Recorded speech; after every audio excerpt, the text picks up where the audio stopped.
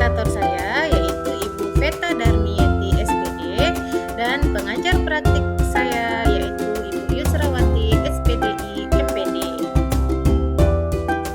Di dalam pembuatan koneksi antar materi pada modul ini terdapat 3 pertanyaan pemantik. Yang pertama yaitu buatlah kesimpulan tentang apa yang dimaksud pembelajaran berdiferensiasi dan bagaimana hal ini dapat dilakukan di kelas. Pembelajaran berdiferensiasi merupakan pendekatan pengajaran yang memperhatikan keragaman kebutuhan, minat, dan kemampuan individu siswa dalam sebuah kelas. Tujuannya adalah untuk memastikan setiap siswa dapat belajar secara efektif dan optimal sesuai dengan keunikan mereka. Dalam pembelajaran berdiferensiasi, guru menyesuaikan konten proses, produk, dan lingkungan belajar untuk memenuhi kebutuhan belajar yang beragam. Implementasi pembelajaran berdiferensiasi di dalam kelas. Agar dapat menerapkan pembelajaran berdiferensiasi di dalam kelas, guru harus memahami kebutuhan belajar murid dan strategi penerapan pembelajaran berdiferensiasi.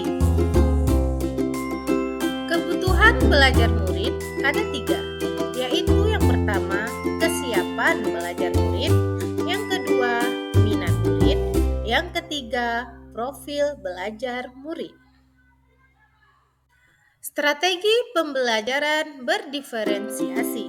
Yang pertama yaitu konten, yang kedua proses, dan yang ketiga adalah produk.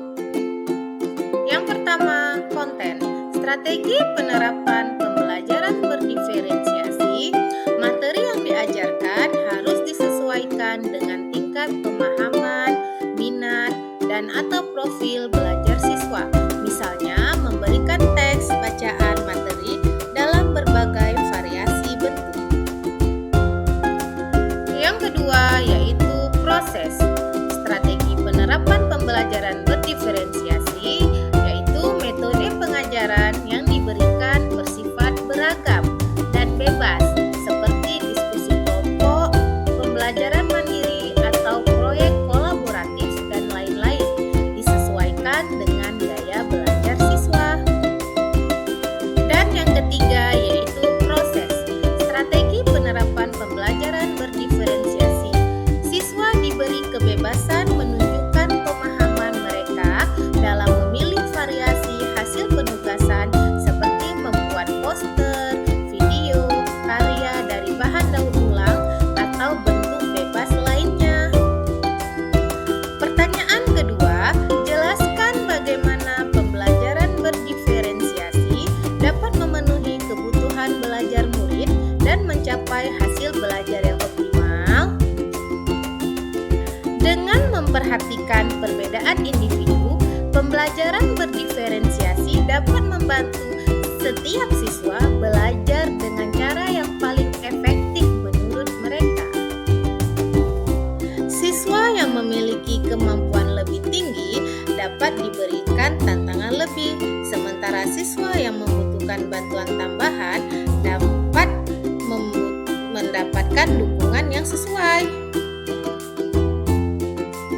Selain itu, dengan menyesuaikan metode pengajaran dengan kebutuhan siswa, pembelajaran berdiferensiasi membantu meningkatkan motivasi dan keterlibatan siswa, yang pada akhirnya dapat meningkatkan hasil pembelajaran yang optimal. Pertanyaan ketiga, jelaskan bagaimana Anda melihat kaitan antara materi dalam modul ini dengan modul lain di program pendidikan guru penggerak.